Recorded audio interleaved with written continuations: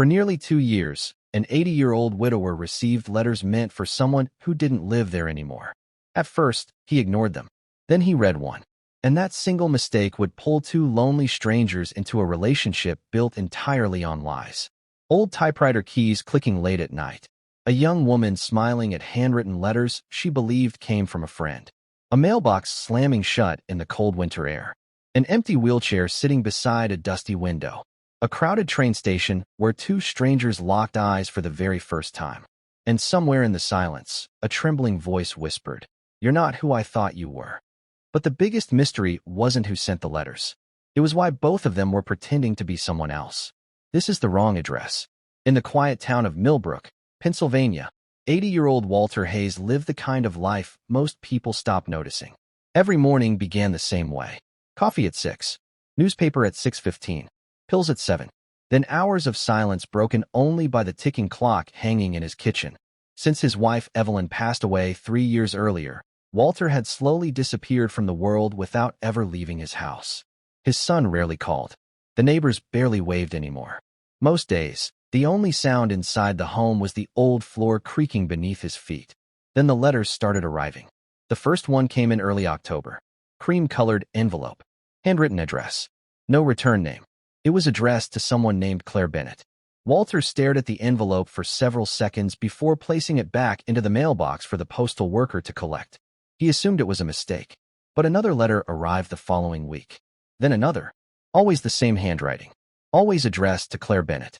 Walter eventually learned that Claire Bennett had rented the house nearly 6 years earlier before moving away suddenly. Nobody in town seemed to know where she went. Still, the letters kept coming as if whoever was sending them believed she was still there. At first, Walter ignored them. But loneliness has a strange way of weakening a person's sense of right and wrong. One cold evening during a thunderstorm, Walter picked up the latest envelope and held it under the kitchen light. He noticed a small stain near the corner, as though tears had fallen onto the paper before it was sealed. He should have stopped himself right there. Instead, he opened it. Inside was a letter from a woman named Grace. She wrote about feeling invisible, about sitting alone in a crowded diner watching families laugh together while nobody noticed her sitting in the corner booth. She wrote about turning 54 and realizing the world had slowly stopped seeing her. Near the end of the letter, one sentence made Walter put the paper down and stare into the darkness of his kitchen. "Some days I wonder if anyone would notice if I disappeared." Walter read the sentence 3 times, because he had thought the exact same thing himself. Before we go deeper into this story, let us know in the comments where you're watching from. We'd love to hear from you. And don't forget to hit that subscribe button so you never miss any of our upcoming videos. The next morning, Walter did something he would later regret and cherish at the same time. He sat at his wife's old typewriter, rolled in a sheet of paper, and began writing back. He signed the letter with a name that wasn't his. Claire. Walter told himself it would only be one reply. Just a short letter to comfort a stranger he would never meet. But 3 days later, another envelope arrived. Then another after that. Soon, the old mailbox outside his home became the only thing he looked forward to anymore. And somewhere nearly 700 miles away in Chicago, a woman named Emily Carter waited beside her apartment window for responses from someone she believed understood her better than anyone else in her life. Nobody around Emily would have guessed how lonely she truly was. To most people, she looked cheerful enough. 32 years old. Brown hair usually tied carelessly behind her head. A bookstore employee with dreams of becoming a published writer someday. But beneath the surface, Emily lived inside a silence she never spoke about. Her relationships never lasted long. Her closest friends had slowly moved on with marriages, children, and careers while she remained stuck inside the same small apartment filled with unfinished manuscripts and unopened bills. The letters became her escape. At first, Emily believed Claire Bennett was simply another woman searching for friendship through a Penpal program she had found online late one sleepless night. But the more letters arrived, the more attached she became to the stranger writing back to her. Because Claire listened, every sentence felt thoughtful, careful, honest. What Emily didn't know was that the woman she trusted did not exist. The person writing those letters was actually Harold Bennett, an 80-year-old retired railroad engineer living alone in rural Pennsylvania. A man who spent 40 years laying tracks across the Northeast before retiring into a quiet life with his wife Evelyn. After Evelyn died from heart failure, Harold's world became painfully small. His son Daniel blamed him for mistakes buried deep in their family history, and over time their phone calls stopped completely. Holidays disappeared. Birthdays passed in silence. Some weeks Harold spoke to nobody at all. Then Emily's letters arrived. At first, Harold answered carefully, terrified she might discover the truth. He avoided details about his life. He borrowed memories from old movies, magazines, and stories Evelyn once told him. Slowly, the fake identity of Claire Bennett began to feel real inside his mind. For the first time since losing his wife, Harold laughed again. He cleaned the house more often. He shaved every morning. He even started waiting near the front window for the mail truck to arrive. But something about Emily's story never fully added up. She claimed to be 32, yet sometimes she referenced songs, television shows, and memories from decades earlier with unusual detail. She spoke often about growing older, about missed chances, about regrets that sounded heavier than someone her age should carry. Harold noticed these contradictions immediately, but he ignored them because he feared what would happen if he questioned anything too closely. Then one night, Emily wrote something that made Harold stop breathing for a moment. "I think I've spent most of my life pretending to be someone people could love." Harold read the sentence again and again beneath the dim kitchen light, because that was exactly what he was doing too. And the deeper the letters became, the clearer one frightening possibility started to emerge. Emily Carter may not even exist. After his wife died, Harold Bennett slowly stopped speaking to the world. It didn't happen all at once. It happened quietly, the way winter slowly takes the color out of a town. First, he stopped answering phone calls. Then he stopped attending church on Sundays. Eventually, even simple conversations at the grocery store became exhausting for him. The house he once shared with Evelyn became painfully silent. Every room carried memories he could not escape.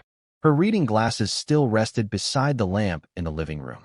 Her favorite blue sweater still hung behind the bedroom door exactly where she left it. Some nights Harold sat alone watching old VHS tapes of family vacations from the 1980s, staring at a version of himself that no longer seemed real. In those recordings, Evelyn laughed constantly. Daniel, their son, smiled beside them. Harold often replayed those tapes just to hear the sound of people talking inside the house again. But when the television turned off, reality returned immediately. Most evenings, Harold ate microwave dinners alone at the kitchen table while snow gathered outside the windows. Sometimes the only voice he heard all day came from automated robocalls or the local weather report playing softly in the background. His son Daniel had left 3 voicemails over the course of 2 years. Harold listened to every one of them repeatedly, but never found the courage to call back. The truth was simple. Harold blamed himself for the collapse of his family. Years earlier, after Evelyn's illness worsened, Harold buried himself in work and emotionally shut everyone out. Daniel never forgave him for it. And after Evelyn passed away, whatever remained of their relationship quietly disappeared too. Days blended together after that. Meals lost taste. Time itself felt slower. Then the letters began arriving. The first envelope appeared in October, mixed between bills and grocery coupons inside Harold's mailbox. Bright cream paper. Careful handwriting. Addressed to Emily Carter. Harold almost laughed at the mistake. Nobody named Emily Carter had lived there for years. He placed the envelope back into the mailbox and forgot about it. But another arrived 3 days later. Then another the following week. Each one looked deeply personal, the kind of letters people only write when they trust someone completely. Harold tried ignoring them. But loneliness can turn curiosity into temptation faster than most people realize. One night, during a heavy thunderstorm, the power flickered inside the house while rain hammered against the windows. Harold sat alone in the kitchen staring at the latest envelope lying unopened beside his coffee cup. He noticed the handwriting looked rushed this time, almost shaky. For reasons he could not explain, he finally opened it. Inside was a handwritten letter from Emily Carter. The words were deeply personal, raw, honest in a way that unsettled him immediately. Emily wrote about walking through crowded streets in Chicago feeling completely unseen. She described spending birthdays alone, pretending to co-workers that she had dinner plans afterward. She admitted she sometimes sat inside her apartment for entire weekends without speaking to another human being. Then Harold reached one sentence that made him stop reading completely. "Some days I feel invisible. Like if I disappeared tomorrow, nobody would notice." Harold froze. The storm outside continued rattling the windows. But suddenly, all he could hear was the sound of his own breathing, because he understood exactly what she meant. For the first time in years, Harold felt as though somebody had unknowingly described his own life better than he ever could himself. Harold Bennett knew exactly what he should have done with the letter. Fold it carefully. Place it back inside the envelope. Write "wrong address" across the front and leave it for the mail carrier in the morning. Instead, he spent the entire night thinking about a stranger named Emily Carter. He reread her words over and over while rain tapped softly against the kitchen windows. Every sentence felt painfully familiar to him. The loneliness, the exhaustion, the quiet desperation hidden beneath casual words. It reminded Harold of something Evelyn once told him years earlier. She said the hardest part about growing older was not physical pain. It was realizing fewer people noticed whether you were there or not. For the first time in years, Harold felt seen by someone, even if that person had no idea he existed. The next morning, Harold walked into the small storage room beside the basement stairs and uncovered Evelyn's old typewriter beneath a faded blanket. Dust coated the keys. The ribbon barely worked anymore. He stared at the machine for several seconds, almost ashamed of what he was considering.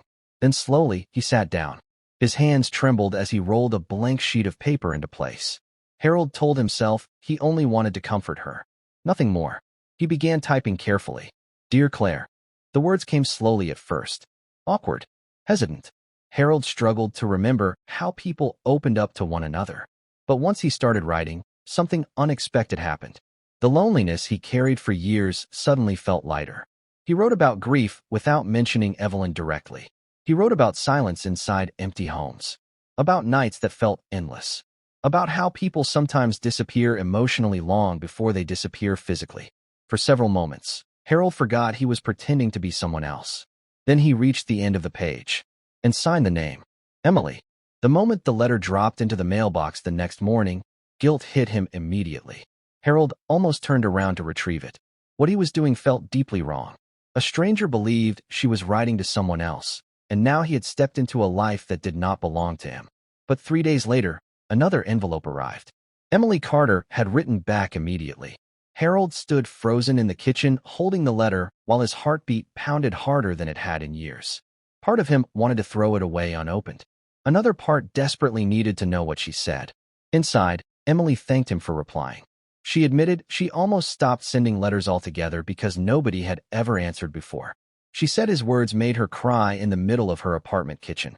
She said for the first time in months, she felt less alone. Harold read the letter twice, then 3 times. That night, he replied again. He told himself it would only be one more letter. But one letter became 4. 4 became 12. And before either of them realized what was happening, the letters became part of their daily lives. Weeks turned into months. Then months into nearly 2 years. Dozens of envelopes filled Harold's kitchen drawer. Then hundreds. Every morning started with the same ritual. Harold waiting near the front window for the mail truck. Emily sitting on the floor of her Chicago apartment reading his latest reply with tears in her eyes. Neither understood how deeply dependent they were becoming on someone they had never met. And the deeper their connection grew, the more dangerous the truth became. But there was something Harold Bennett still did not know. The woman writing those deeply personal letters was not actually Emily Carter. Her real name was Claire Monroe, and almost everything about her life had been hidden behind a carefully constructed identity. Claire was 54 years old, not 32. She lived alone in a small apartment on the north side of Chicago above a laundromat that stayed open all night.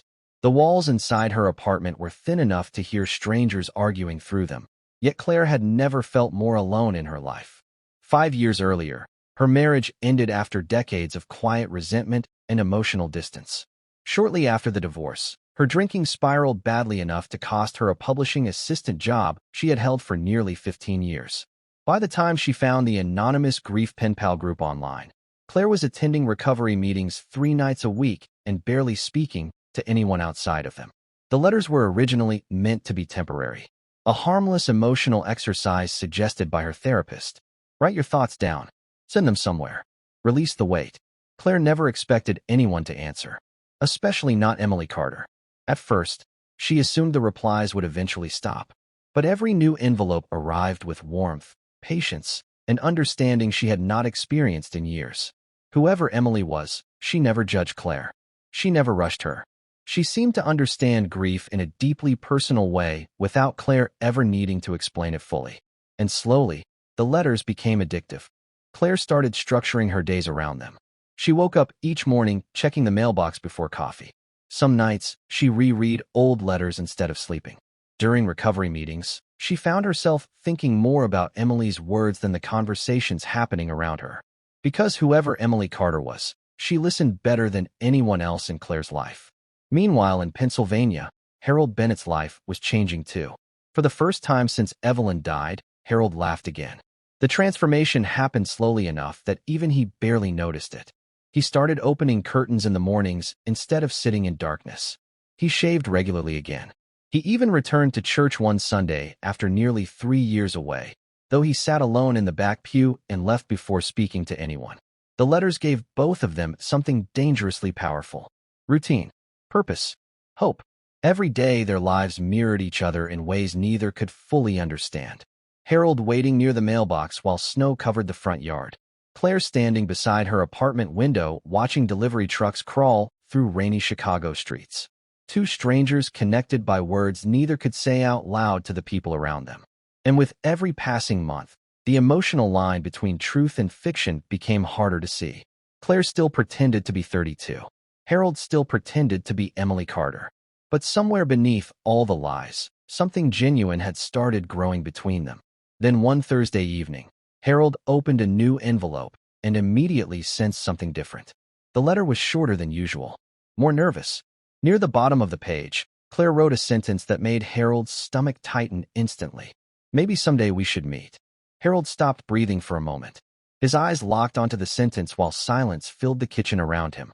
Because for the first time since the letters began, the fantasy they had created together was about to collide with reality. Harold Bennett stared at Claire Monroe's letter for nearly an hour without moving. The sentence sat in front of him like a threat he could no longer avoid. "Maybe someday we should meet." Until that moment, the letters had existed safely inside distance and imagination. Harold could hide behind paper, behind carefully chosen words, behind the identity of Emily Carter. But meeting Claire face to face would destroy everything instantly. For the first time since the correspondence began, Harold seriously considered disappearing completely. He thought about writing one final goodbye letter and ending things before they went any further. But the idea of losing Claire terrified him more than the idea of being exposed. Somewhere along the way, her letters had become the center of his life. Without realizing it, Harold had started waking up each morning for someone other than himself. So instead of confessing the truth, he did something worse. He expanded the lie. Harold began creating an entire life for Emily Carter. A younger life. A believable life. He told Claire that Emily worked part-time at a small independent bookstore near downtown Philadelphia. He described fictional co-workers, imaginary coffee shops, and made-up routines borrowed from movies he watched late at night. Sometimes he pulled details from memories Daniel once shared about city life years earlier. Other times, he invented stories completely from scratch. The lies became strangely easy.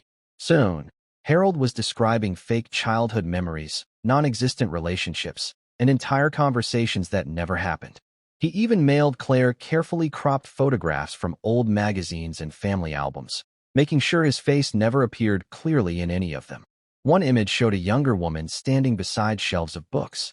Another showed only a pair of hands holding coffee near a rainy window. Claire never questioned any of it, because she wanted to believe Emily was real. And the frightening truth was that Harold wanted to believe it too. At some point, Harold stopped pretending for Claire and started pretending for himself. The fake life gave him something reality no longer could. In his letters, Emily Carter was thoughtful, intelligent, needed. She had purpose. She had someone waiting for her words every morning. Harold found himself slipping into the identity even when he wasn't writing anymore. Sometimes he caught himself thinking as Emily instead of himself. Sometimes he looked at the empty rooms of his house and briefly forgot he was still an old man sitting alone in Pennsylvania. Meanwhile, Claire Monroe's letters became more personal than ever. The emotional walls she spent years building slowly collapsed page by page. One evening, she confessed the truth about her divorce. Her husband had not cheated or abandoned her. The marriage simply died quietly over time until two strangers were sleeping in the same bed pretending everything was fine. Claire admitted she blamed herself for most of it. She said years of drinking turned her into someone even she barely recognized anymore. Then came the confession about her daughter. Claire revealed she had not spoken to her in nearly 4 years. Arguments about alcohol, missed birthdays, broken promises, and emotional distance eventually pushed them apart completely. The last conversation ended with her daughter hanging up the phone after saying something Claire never forgot. "I don't even know who you are anymore." Harold read that line several times, because deep down, he understood exactly what it meant to lose family while they were still alive. As the weeks passed, Claire's letters grew heavier emotionally. She admitted she struggled with depression for years. Some mornings she stayed in bed until sunset because getting up felt meaningless. She confessed she feared aging alone more than death itself. The older she became, the more invisible she felt to the world around her. And through all of it, Emily Carter remained the one person who never walked away from her. Harold desperately wanted to tell her the truth. Many nights he sat at the typewriter beginning confession letters he never mailed. He imagined Claire's reaction if she discovered the person she trusted most was actually an 80-year-old widower living hundreds of miles away. He pictured the disgust, the betrayal, the silence that would follow afterward. But every new letter made confessing harder, because every letter made him need her more. But Harold Bennett was not the only person hiding behind a false identity. Claire Monroe had secrets of her own. For nearly 2 years, Harold believed he was writing to a 32-year-old aspiring writer named Emily Carter living alone in Chicago. That image had become so vivid inside his mind that he could almost picture her perfectly. Young, restless, intelligent, a woman still searching for her place in the world. None of it was true. The real Claire Monroe was 54 years old, and she had spent most of her adult life terrified of becoming invisible. The lie started small at first. During one of her earliest letters, Claire casually changed her age from 54 to 32 without thinking much about it. She later admitted to herself that she simply wanted to feel young again, even if only on paper. 32 sounded hopeful. 32 sounded like someone whose life still had time to change. 54 felt different. 54 reminded her of everything she lost.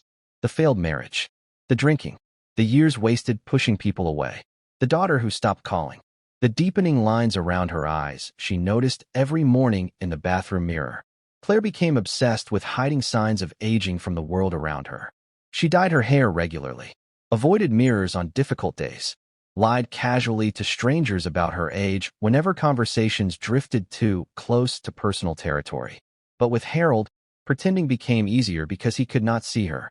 Inside the letters, Claire transformed herself into the woman she wished she had been years earlier.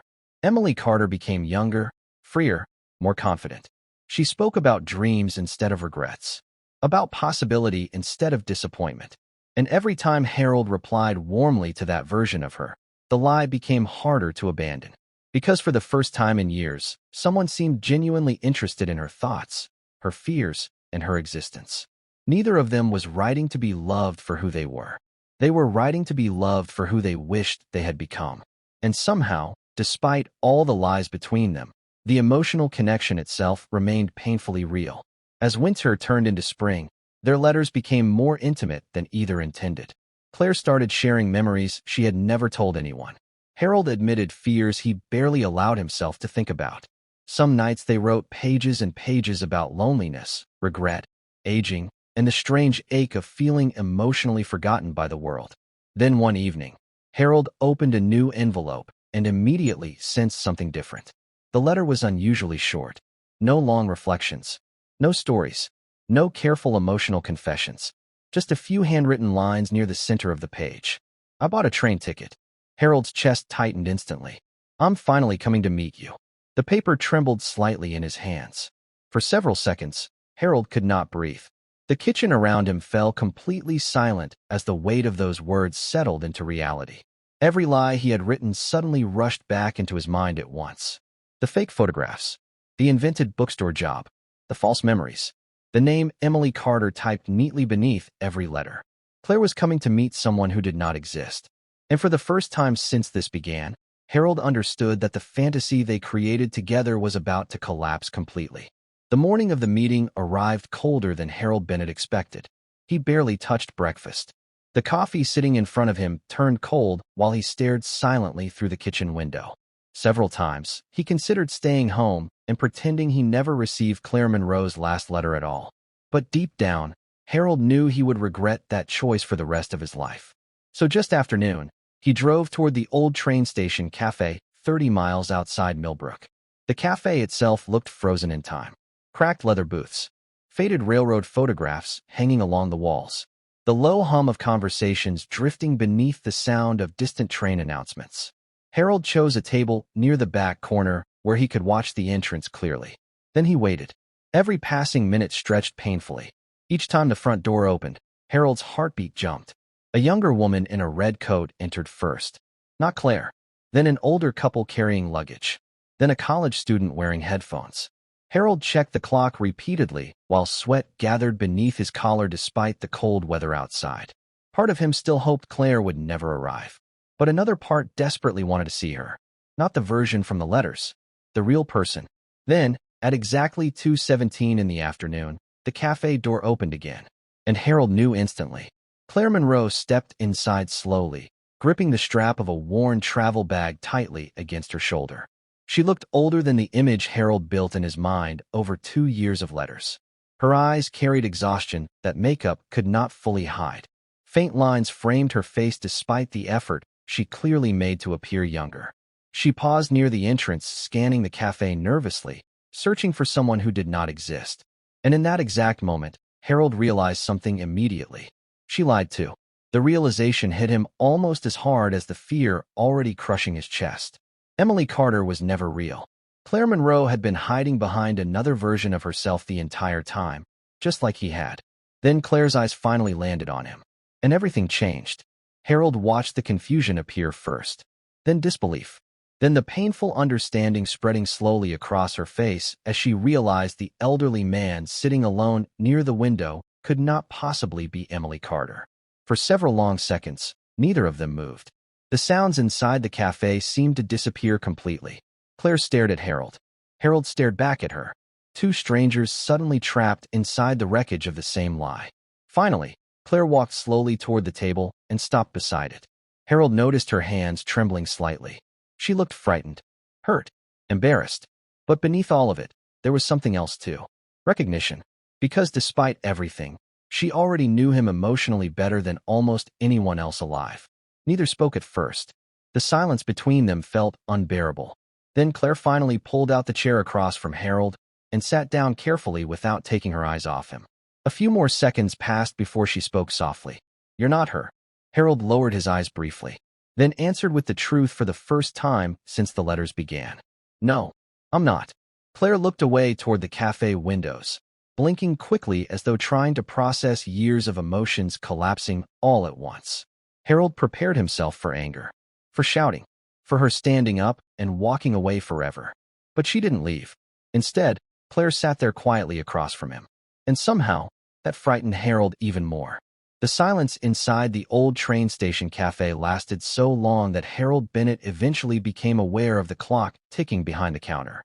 Neither he nor Claire Monroe seemed to know how to begin untangling the truth after nearly 2 years of lies.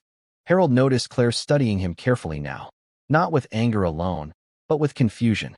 She looked at the wrinkles in his hands resting against the coffee cup, the tiredness in his eyes, the nervous way he avoided direct eye contact whenever emotions became too heavy. Slowly, Claire began connecting the pieces together. This was the person who wrote those letters. Not Emily Carter. Harold Bennett. And somehow, that realization made everything even more complicated. Because despite the deception, Claire recognized the man sitting in front of her emotionally better than most people she had known her entire life. Finally, Harold spoke first. "I wanted to tell you the truth." His voice cracked slightly from nerves. Claire let out a quiet laugh, though there was no humor in it. "So did I?" Harold looked up at her immediately. For the first time since she entered the cafe, Claire stopped pretending to. She admitted she was not 32 years old. She admitted Emily Carter was never real. Her real name was Claire Monroe, 54 years old, divorced, recovering alcoholic, estranged from her daughter, lonely enough to create another version of herself just to feel worth listening to again. Harold listened without interrupting. And the strange thing was, none of it shocked him anymore. Because somewhere deep down, he already knew. He remembered the references in her letters that never matched her supposed age, the emotional exhaustion behind her words, the way she spoke about regret like someone who carried decades of it already. Harold simply ignored the inconsistencies because he needed the fantasy as badly as she did. Claire eventually looked down at the table and whispered something that stayed with Harold forever. "I didn't think anyone would want to know the real me." Harold felt those words deeply because they mirrored the exact reason he created Emily Carter in the first place. For nearly 2 years, both of them built fictional people they believed were easier to love than themselves. And sitting there together inside that quiet cafe, they finally understood something painful. They weren't afraid of rejection. They were afraid of being seen. The truth stripped away every protective layer they had hidden behind. No fake photographs anymore. No invented bookstore job. No younger version of Claire smiling through carefully edited stories. Just two aging strangers carrying loneliness they spent years trying to outrun. Claire eventually asked the question Harold feared most. "Why did you answer the first letter?" Harold sat quietly for several seconds before answering honestly. "Because you sounded exactly how I felt." Claire's eyes filled slightly with tears after hearing that. For the next hour, they talked more openly than they ever had through letters. Harold admitted how empty his life became after Evelyn died. He confessed how ashamed he felt for losing contact with his son Daniel. Claire admitted she almost stopped attending recovery meetings months earlier because she no longer believed her life would improve. Then Harold revealed something Claire never expected. The first time he laughed after Evelyn's death was while reading one of her letters. That confession broke something inside Claire emotionally. Because at that moment, she realized the relationship between them had always been real despite the false identities surrounding it. Not romance. Not fantasy. Something deeper. Recognition. Two people who understood loneliness so intimately that they accidentally saved each other from disappearing inside it. But even after everything was finally exposed, one terrifying question still remained unspoken between them both. What happens now? For a long time, neither Harold Bennett nor Claire Monroe spoke about leaving the cafe. Outside, trains continued arriving and departing as if nothing unusual had happened. Passengers hurried through the station carrying bags, coffee cups, and ordinary conversations. But at the small table near the back corner, two strangers sat surrounded by the emotional wreckage of lives they had hidden from the world for years. Eventually, Harold stopped trying to protect himself. For the first time since the letters began, he told Claire everything. He told her about Evelyn's death and how quickly silence consumed the house afterward. He admitted there were mornings he stayed in bed for hours because getting up no longer felt necessary. He confessed how ashamed he felt for pushing his son Daniel away during Evelyn's illness. Harold explained that grief changed him into someone colder and harder to reach, and by the time he realized the damage, his family was already gone emotionally.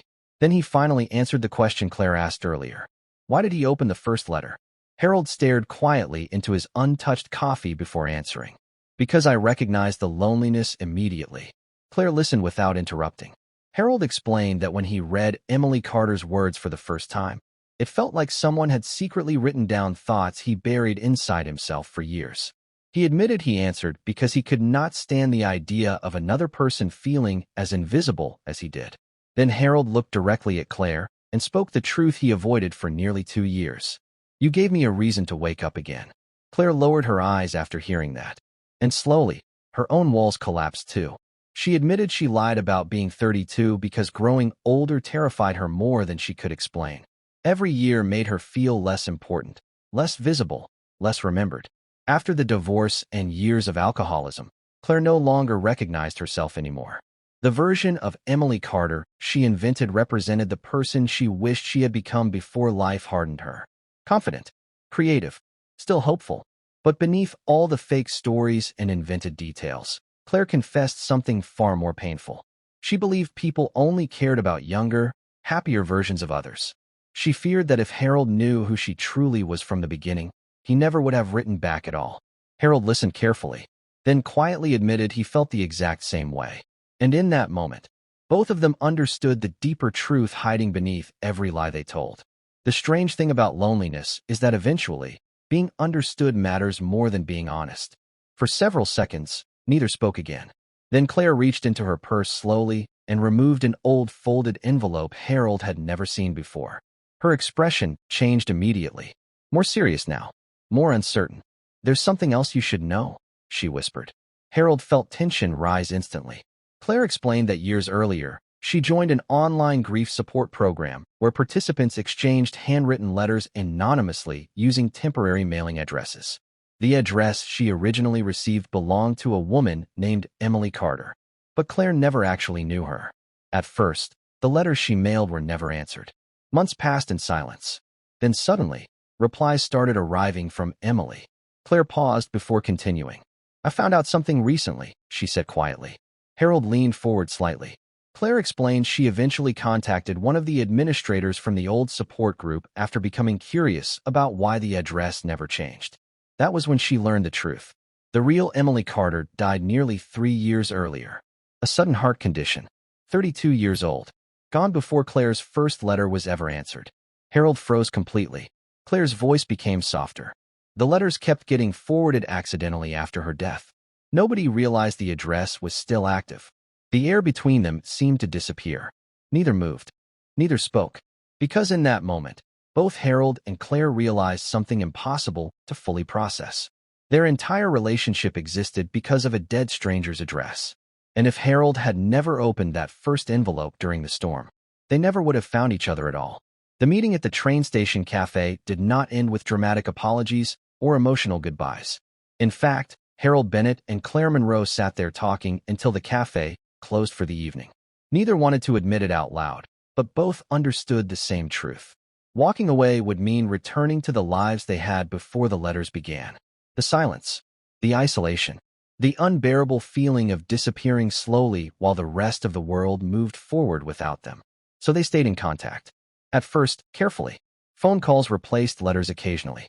Short conversations became longer ones. Harold no longer pretended to be Emily Carter, and Claire no longer hid behind a younger version of herself. For the first time since they met, they spoke honestly. And strangely, honesty made their connection even stronger. Months passed. Then something unexpected started happening.